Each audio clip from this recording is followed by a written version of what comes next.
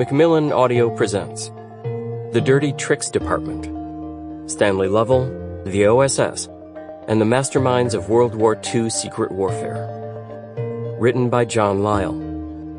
Read by Pete Cross.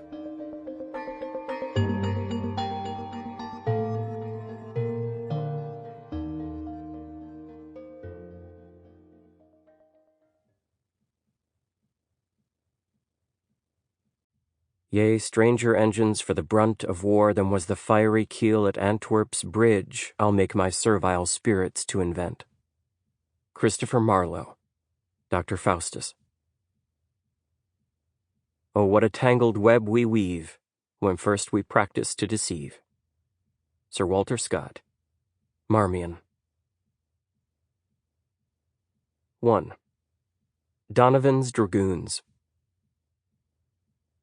Wild Bill Donovan didn't fear the hellish circumstances of war. Instead, the thrill of combat excited him like a youngster at Halloween, he wrote home to his wife. He had been fighting along the Western Front for less than a year, but in that short time, he had already taken shrapnel to his leg, survived a poison gas attack, and rescued Allied soldiers buried under debris, for which the French awarded him the Croix de Guerre medal. On October 15, 1918, Donovan and his men of the U.S. Army's 69th Infantry Regiment, the Fighting Irish, found themselves bunkered down in shell holes while an onslaught of German bullets grazed the ground. They were supposed to make an advance behind an escort of tanks, but the tanks never showed up. They started anyway. Donovan leapt out of his muddy hole to lead the advance. As he cleared the ledge, a machine gun bullet ripped through his right knee, destroying his tibia. He later said that it felt as if somebody had hit me on the back of the leg with a spiked club. Although nauseated from the pain, he continued to yell orders at his men, and despite his injury, none of them dared to disobey.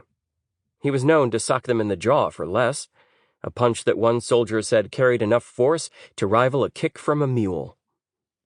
While Donovan lay in the crimson-tinted mud with a mangled leg, a German artillery shell exploded in the hole beside him. 3 of the men whom he had been yelling at were instantly blown apart. Donovan was showered with the remnants of their bodies. Then, he said, gas was thrown at us, thick and nasty. He inhaled the noxious fumes. His mind became groggy. His body slumped over. 5 hours later, during a lull in the action, a group of soldiers put Donovan in a blanket and carried him more than a mile through exploding shells and whizzing bullets. One soldier was hit in the process, to a makeshift hospital.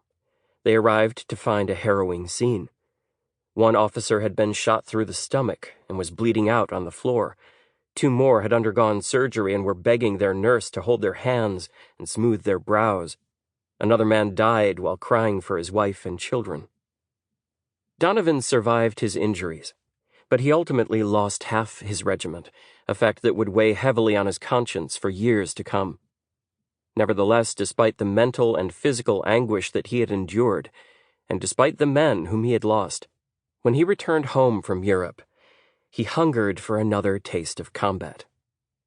In 1923, Donovan was awarded the Medal of Honor for his heroic actions in World War I, making him the most decorated officer in the entire U.S. military.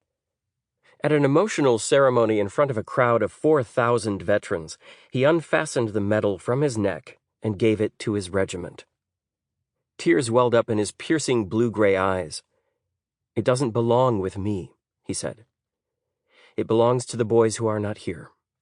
The boys who are resting under the white crosses in France or in the cemeteries of New York, also to the boys who were lucky enough to come through." Bill Donovan was a star athlete from a tough working-class neighborhood in Buffalo, New York. He had graduated from Columbia Law School in 1907, the same year that classmate Franklin Roosevelt had dropped out after passing the New York bar exam. The 2 men differed greatly in their politics and social circles. One was a Republican of humble Irish ancestry, the other a Democrat from the upper class. But they shared a common character, defined by bravery, energy. Sample complete. Ready to continue?